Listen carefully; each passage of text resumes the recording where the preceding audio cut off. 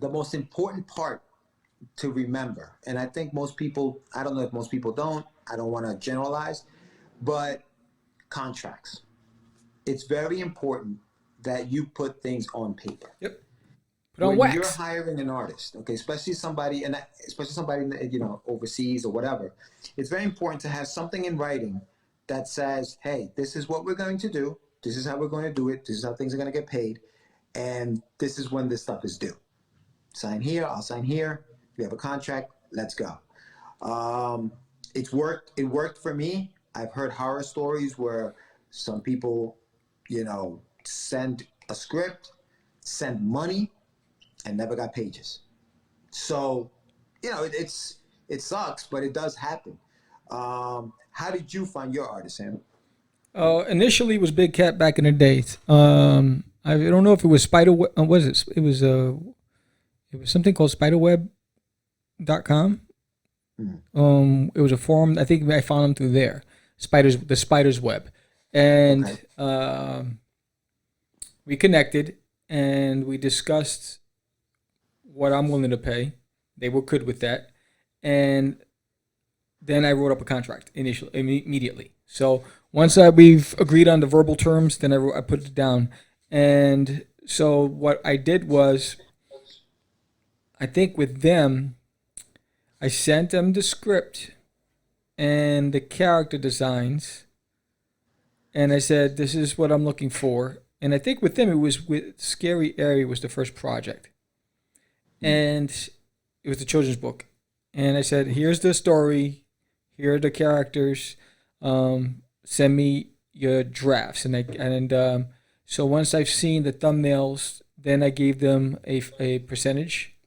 I think it was the way I did it was, I'll give you, say if the contract was worth $1,000, just for saying. Yeah. And so what I said was, all right, once I approve the look and design of the characters, I'll give you $100. I'll give you 10% of the total fee. Then once they sent me the rough layouts for the entire book in pencil, then I gave them 25% to continue with the inks, and then that's how we did it. So once I approved every phase, they got and I wrote that out clearly on the contracts, and with timelines. So we talked about the timelines. Here's what I'm looking for. As can you meet this? And they said yes. Okay, boom, boom, boom. So the terms were all written down. I only used PayPal. With them, I used PayPal, but with another guy overseas, I had to wire the money because Really? he didn't know how to use PayPal. And I think he was in India. Do they charge you a fee for that?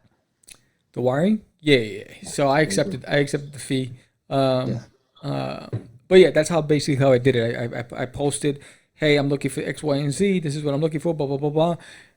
And then people would reach out to me, and I look at styles, and I'm like, no, that's not what I'm looking for. No, that's not what then I would see their portfolio, and I'm like, all right, yours look like it's going to be a match, but here are the terms. Or you agree with the terms, whatever, and get the specifics going. But it was important to find the right person for the look, and they really complimented the Scary Area. And then I hooked them up with you. Right. So you said something that I think it's very important when looking for an artist, right? Because I can only speak from a writer's perspective. A lot of times, you'll write a story, and in your mind, I think as a writer, in your mind, you know what you want that story to look like, Right. right? But for me, anyway, I'm gonna speak for myself. I'm limited in my ability to draw that style. So I'm looking for somebody who has that style. The style to me is very important Yes. because I'll tell you why I say that.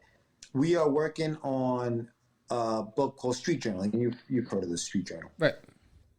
And finding an artist for that book is very difficult. Not because there aren't a lot of talented artists. There are a lot of talented artists out there, but artists cost a lot of money. Yep. Artists, I mean, I think the going rate for like a pencil page, I've seen anywhere between $100 per page Yeah. for pencils, and now you're talking about now you got to get an inker Mm-hmm. who's probably going to charge you close to that. Then you're looking for a colorist who's going to charge you. You know what I mean? Yeah. So it starts adding up. So when we're looking for somebody who can draw a book, when I say style, I'm talking about this book is about, a kid growing up in the inner city in 1995. Now that sounds easy enough. Cool. All right, just give them some reference and have them draw it. I think what we've found when we've done that is that it sounds easy. 1995, give them some reference shots of the 90s, Naughty by Nature, Nas, Dr. Dre, and let them draw it. And it doesn't work because you have to understand the era as well as the period piece. Yes. So you can't just copy what you see. You have to know what it was like to live in that era. Yep. So I think that's part of the problem with this particular book.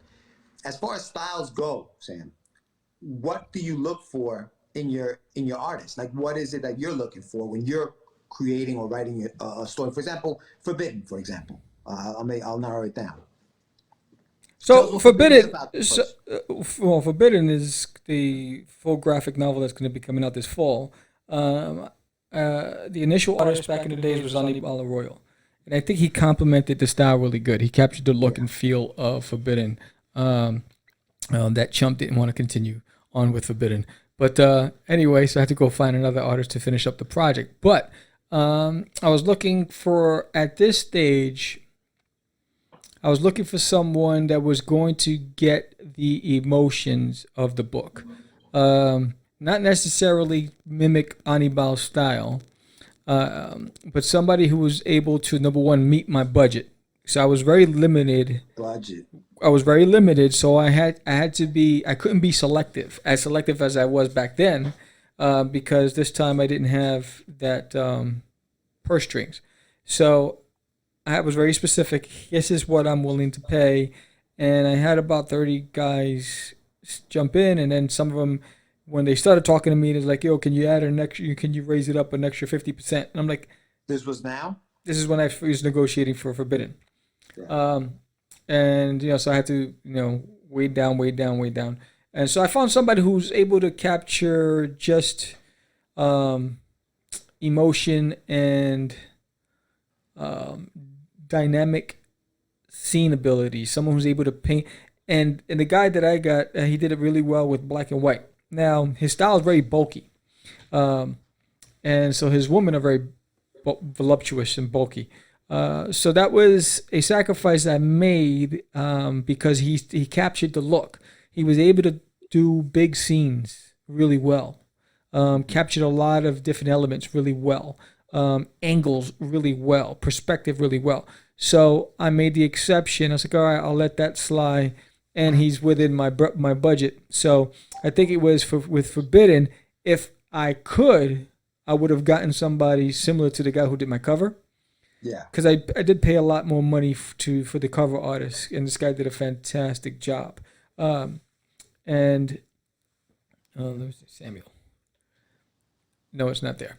So it would have been there. The image is not there. But I just couldn't. I couldn't pay the same rates as the guy that I hired for the cover. But I was looking for somebody who's just able to tell visually, without having to read it. You can actually tell the story from the movement of the characters, but from panel to panel, and he did that really well. See, when you talk about samples and you talk about angles and things like this, right? I think for artists, when you're posting things up on DeviantArt, right. Okay? And if you're an artist, you should be posting up not just big splash scenes, just Spider-Man, swinging through the town, or Superman flying towards the screen. Right. That's cool. And those shots are probably awesome. Wolverine cutting into somebody or something like that. Those are awesome shots. But if you want to get hired, you need to show sequential art. I'm so crazy. You so crazy. Crazy. Who's the craziest? I'm so crazy. You so crazy. Crazy. Who's the craziest? I'm so crazy. You so crazy. Crazy. Who's the craziest? I'm so crazy.